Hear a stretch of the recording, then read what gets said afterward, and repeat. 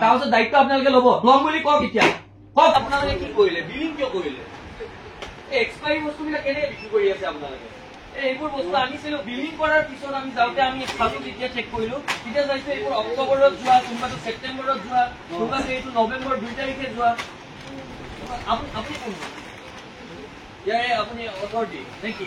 Floor manager কি নাম আপোনাৰ? কি নাম? মিণ্টু। আচ্ছা, এইটো এক্সপায়াৰী বস্তু আপোনালোকে কেনেকে বিক্ৰী কৰিলে? বিক্ৰীটো বাদ দিয়ক, ডেমেজটো বাদ দিয়ক, ইফাল দিয়ক। ডেমেজটো বিলিং কেনেকে কৰিলে আপোনালোকে? বিলিং কৰি পেলাই আপোনালোকে পেমেণ্ট লৈ ল'লে। আমি যদি নাচালো হয় আমিতো খাই দিম এইবিলাক বস্তু।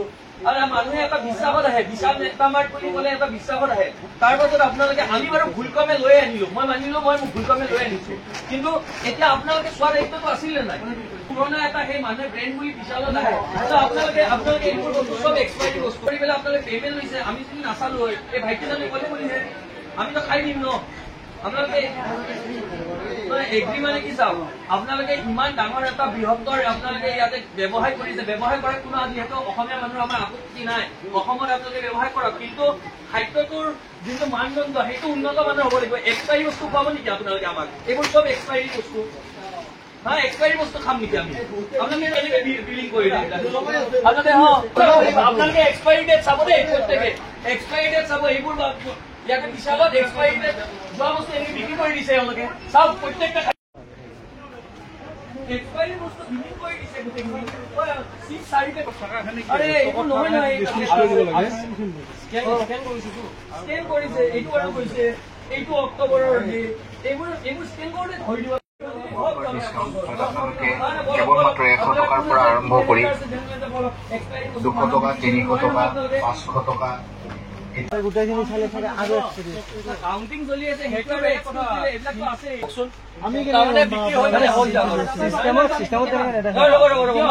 আপুনি ডিছপ্লে কৰিব নোৱাৰে, এইটো আপোনাৰ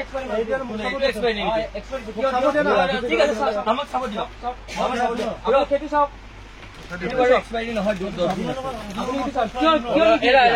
কিয় নিদিয়ে দিয়া?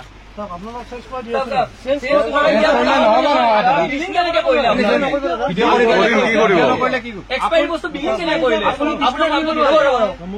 আপোনাৰ নামটো কি দাদা? আপোনাৰ নামটো কওক, আপোনাৰ নামটো কওক, আপোনাৰ নামটো কওক। নাই ঠিক আছে, আপোনাৰ নামটো আপোনাৰ নামটো কওক প্ৰথমতে।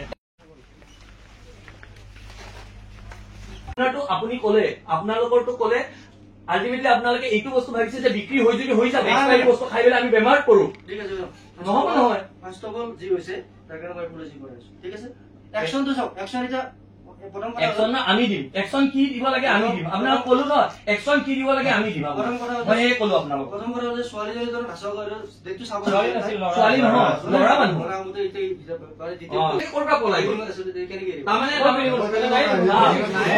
এইবোৰ লৈ পেলাই চিচিটিভি চেক কৰক। শুনক, নাই বিলিঙত নাই। মচতে আমি সেই কৰিলো, তেওঁ যেতিয়া নাহা হ'ল আমি তেতিয়াহে খং উঠিল আমাৰ।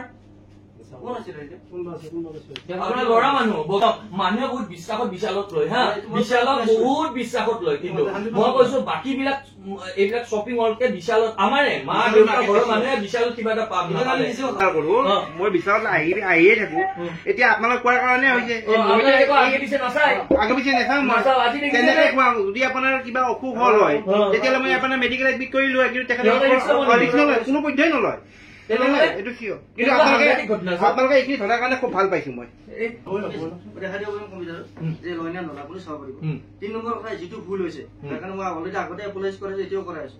4 নম্বৰ কথা, একশ্যন প্লেন দিছে। আপোনালোকে যদি সময় দিয়ে মই গোটেই সেকশ্যন অলৰেডি লগাই দিছো। ল'ৰা গোটেইটো মই লগাই এতিয়া আৰু চুৰ যোৱাৰ পিছত বুদ্ধি, বৰষুণ যোৱাৰ পাছত জাপি লগাই লাভ নাই দাদা।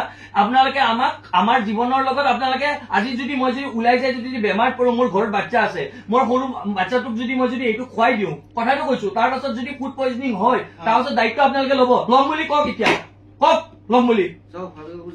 খং কৰিম, কিয় নকৰিম? খং প্ৰত্যেকটো মানে খং কৰিব, খং কিয় নকৰিম আমি দাদা? খং কিয় নকৰিম? আপোনালোকে কেনেকে এইবিলাক এক্সপায়াৰী বস্তু বিক্ৰী কৰিব পাৰিলে? এইবোৰ বস্তু কেনেকে দিছে আপোনালোকে? আজি বিশ্বাসযোগ্যতা হৈছে, আজি 100টা মানে বিশালৰ প্ৰতি তাতে থকা 100টা মানুহে যোনে যোনে গম পাইছে, গম নোপোৱা এইবোৰ মানে আমি বিলাকে চব সাধাৰণ ফেমিলিৰ পৰা বিলং কৰো। আমি কোনো হাই প্ৰফাইল নহয়,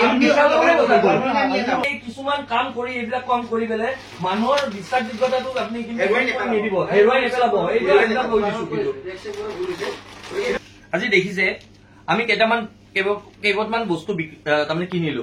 কিনাৰ পিছত আমি দেখিলো, আমি লৈ গলো কাউণ্টাৰত, যেতিয়া বিলিং কাউণ্টাৰত তেওঁলোকে বিল কৰি পেলাই দিলে, তাৰ পিছত আমি দেখিলো যে সেই গোটেই কেইটা প্ৰডাক্টৰ প্ৰায় ভাগৰে এক্সপায়াৰী ডেট যোৱা, প্ৰায় ভাগৰে এক্সপায়াৰী ডেট যোৱা। আমি যেতিয়া এই কথাটো ব্যক্ত কৰিলো যে আপোনালোকে ঠিক আছে, আমাৰ কোনোবাই আমি লৈ আনিলো, তেতিয়া তেওঁলোকে ক'ব পাৰিব লাগে যে বস্তুটো কাউণ্টাৰত যেতিয়া যাব স্কেন কৰিলে ওলাই পৰে যে এক্সপায়াৰী ডেটটো, এক্সপায়াৰী বস্তুটো এক্সপায়াৰী হৈছে নাই, কিন্তু তাকে নকৰি তেওঁলোকে এই বিল কৰি দিলে। বিল কৰাৰ পিছত আমি যেতিয়া যাবলৈ ওলালো, তেতিয়াহে আমি যেতিয়া দেখিলো যে এক্সপায়াৰী ডেটটো সম্পূৰ্ণৰূপে কোনোবাটো আপোনাৰ ছেপ্টেম্বৰ মাহতে গৈছে, কোনোবাটো অক্টোবৰ মাহত গৈছে।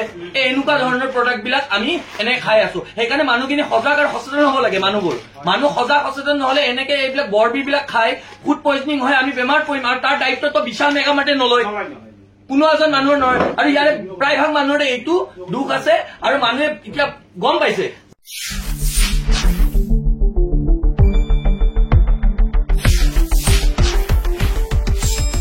শুদ্ধ আৰু বিস্তৃত বাতৰিৰ বাবে চাই থাকক নিউজ ডেস্ক ৰিপৰ্ট।